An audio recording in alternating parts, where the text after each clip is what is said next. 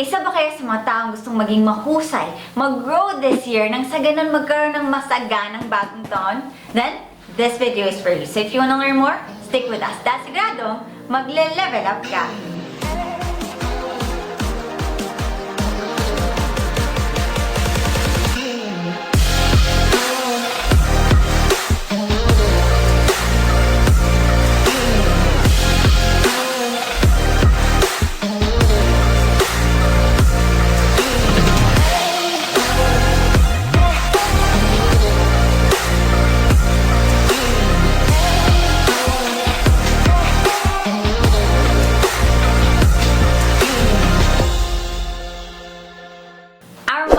So powerful. Pero naiintindihan ba talaga natin kung gaano ka-powerful ang mind natin? Well, I'm gonna give you an example.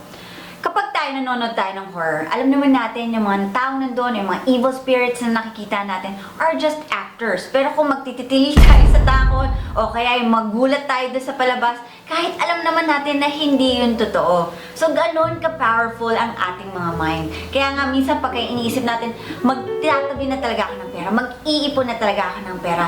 Pero, pagdating mo sa bahay, galing sa mall or sa mga groceries, ang dami mo na pamili na wala ka na sa budget mo. Kaya naman sasabihin mo, I'm gonna exercise para kasya na sa akin yung mga magagandang damit. Or I'm gonna eat clean para sa ganun magandang balat ko, pogi ako, maganda ako. And I'm gonna be productive na rin para marami akong ma-accomplish sa buong araw ko. Pero, masisimulan mo yung araw mo, ay na yan, natapos kaka-Facebook, kaka-YouTube, naubos na nandun hanggang sa na-stress ka na kasi hindi mo nasundan yung routine mo.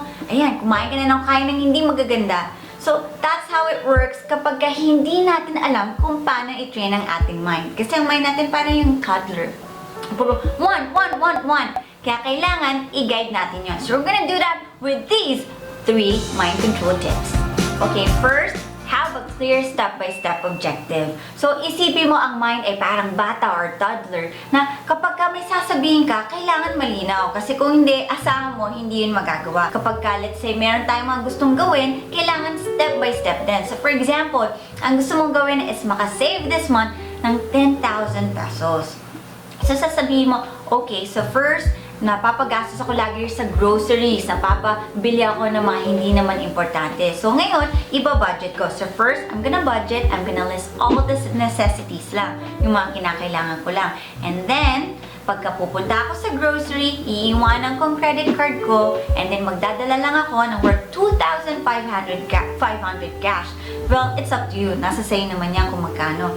And then, kapag dating ko doon, 15 minutes lang ako mapapamili. Kasi pag masyadong marami akong oras doon, kung ano-ano nang nilalagay ko sa cart ko. So, 15 minutes lang. And then, I'll head sa cashier na. So, gano'n. Kailangan clear, klaro, step by step yung directives mo. Next, cheat your mind. So, katulad nga na sinabi ko, ang mind natin parang bata. So, minsan, kailangan mo yung utu-utuin. So, pag may mga bagay ka na hindi mo gustong gawin, so utuin mo ang sarili mo. So, let's say, ang aga mo gumigising para magtrabaho and you really dislike it. So, instead of saying, ayoko nang gumising na maaga, gusto ko pang matulog. Instead of saying that, you say, I love waking up early in the morning. I feel giddy. Kasi ako, nag-grind na, yung ibang tao tulog pa, pero ako, nagtatrabaho na at kumikita na ng pera. Or let's say, for example, ayaw mo nag-exercise, feeling mo it's so painful. Well, you say, my body loves exercising. Every time my heart is beating so fast, I know that the blood flows where it needs to go. At na yun na nagpapaganda ng skin ko, nagpapabata sa akin, nagpapalakas sa akin. So, you just have to uto-uto your mind. So, hindi basihan dito kapag hindi mo nagawa ang isang bagay, let's say, hindi ka nakapag-exercise, hindi ka nakakain ng tama. Hindi yun ang basihan. Ang basihan dito is kung gaano mo paulit-ulit na ginawa yun. So, kung paulit-ulit mong ginagawa isang bagay, paulit-ulit mo na sinasabi sa utak mo na I'm a fighter, I'm successful, I'm healthy, I'm abundant, ayun yung nare-register sa utak mo at hindi yung mga pangilan-ngilan na pumalya kang hindi nagawa. So, always drum it to your head hanggang sa maging automatic yun.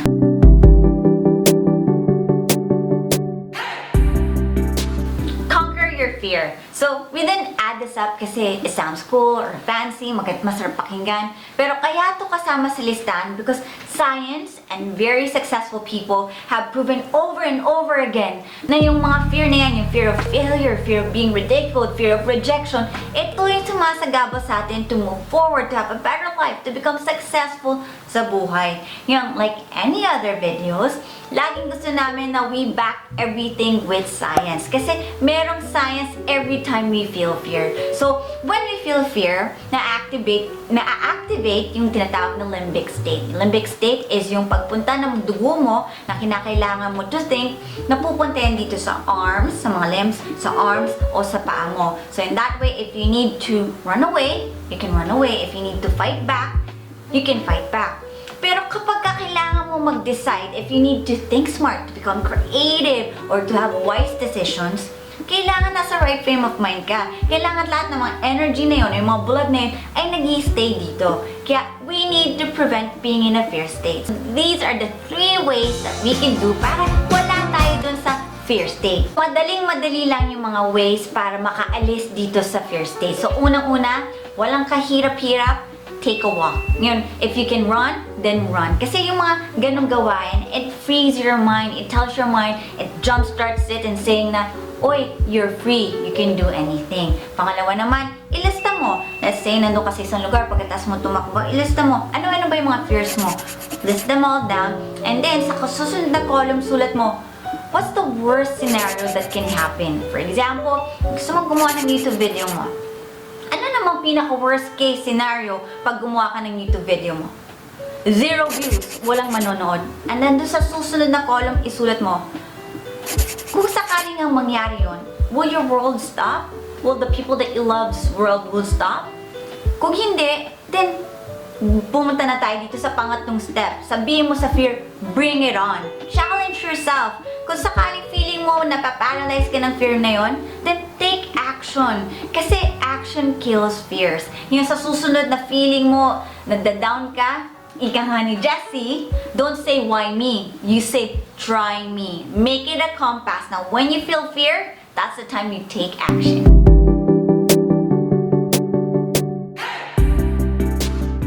Pangatlo, choose your spouse wisely. So, ika nga ni Warren Buffett o yung pang-apat na pinakamayaman sa buong mundo, ang sabi niya, the most important decision that you'll make is to choose who you marry. At hindi lang siya nagsasabi nito. Yung iba rin mga bilyonaryo, sinasabi nila that the greatest financial investment you'll make is to choose your spouse. So, kapag tayo, pipili rin tayo ng mga makakasama natin pang habang buhay, dapat kikilatisin natin yon. Hindi yung basta-basta lang dahil hot siya, hunk siya, sikat siya, or artista siya. Dapat meron silang mga values na magmamatch sa values mo. Kasi ang attitude o yung mga behavior, nakakahawa yan. Kapag yan ay patamad-tamad, mahahawa ka dyan. Kapag yung taong yan is bastos or negative, mahahawa ka dyan. Kapag yung taong yan is walang drive sa buhay, mahahawa ka din. So, kailangan alamin mo yan before you really dive in. Ngayon, hindi lang yon, kailangan alamin din natin yung saving and spending habits nila. Kasi tayo mga Pilipino, minsan meron tayong, nasa-shy tayong alamin yun yung i-assess yan. We find it a little bit intrusive pag ginawa natin yun. Pero, ano ba naman yung simpleng tanong lang na, how do you save?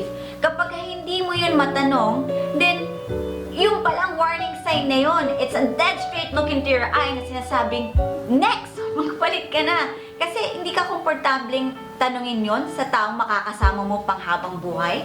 And yun naman, kung sakali itong nakakasama mo na sa buhay, or let's say partner mo na, or asawa mo na, is willing naman to learn and would 100% support you, then we would like to congratulate you because you're on the right track.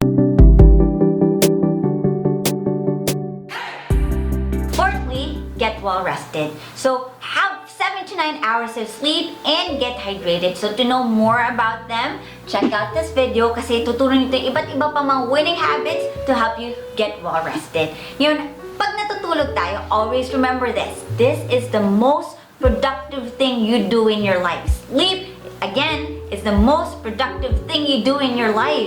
Kasi kapag natutulog ka, lahat ng mga natutunan mo ngayong araw, kinoconsolidate niya yun. Para sa ganun, magamit mo yun sa mga susunod na araw.